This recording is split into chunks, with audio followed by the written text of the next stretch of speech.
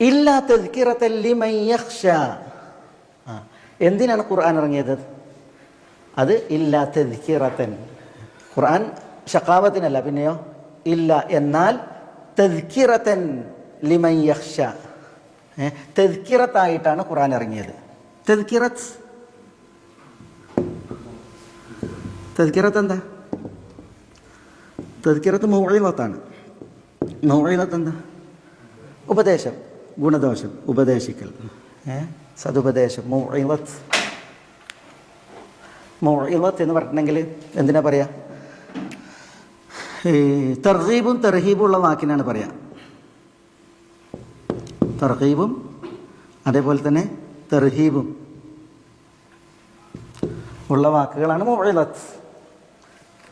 ഈ ദാർശനികർ പറയും അൽ മൗഇളത്തു അലൽ ഖുലൂബ് കൽ സിയാത്ത് അലൽ അബ്ദാൻ എന്നാണ്.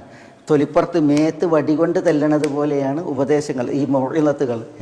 തദ്കിറത്ത് എവിടെ? മനസ്സിൽ തെല്ലുക എന്നുള്ളതാണ്. അത്ര മനസ്സിൽ സ്വാധീനിക്കും ഈ മൗഇളത്ത് എന്നുള്ളതാണ്.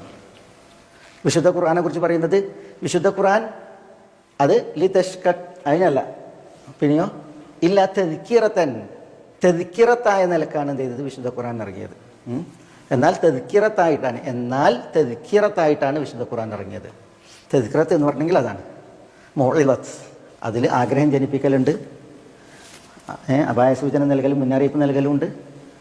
അങ്ങനെയുള്ള വഅദുകൾ, മൗഇളത്തുകൾ, അതാണ് വിശുദ്ധ ഖുർആൻ. വിശുദ്ധ ഖുർആൻ്റെ തുടക്കം എങ്ങനെയാണ്? വിശുദ്ധ ഖുർആൻ ഇഖ്റ ബിസ്മി റബ്ബിക്കല്ലദീ ഖലഖ്, അല്ലേ? അങ്ങനെ ആ മൗഇളത്തിലാണ്. അതേപോലെ തന്നെ യാ അയ്യുഹൽ മുദ്ദസ്സിർ ഖും ഫഅൻദിർ വറബ്ബക ഫകബ്ബിർ വസിയാബക ഫതഹിർ വറുജ്സ ഫഹ്ജുർ വലാ തംനുൻ തസ്തക്സിർ വലിറബ്ബിക ഫസ്ബിർ. ഉണ്ടോ? വിശുദ്ധ ഖുർആൻ മൗഇളത്താണ്, തദ്കിറത്താണ്. അത് തുടക്ക വചനങ്ങൾ. ഇനി ഒടുക്ക വചനം ഏതാ? വിശുദ്ധ ഖുർആനിലെ അവസാനത്തെ വചനം ഏതാ? വത്തഖൂ യൗമൻ തുർജഊന ഫീഹി ഇലല്ലാഹ് സുമ്മ തുവഫാ കുല്ലു നഫ്സിൻ മാ കസബത് വഹും ലാ യുദ്ലമൂൻ.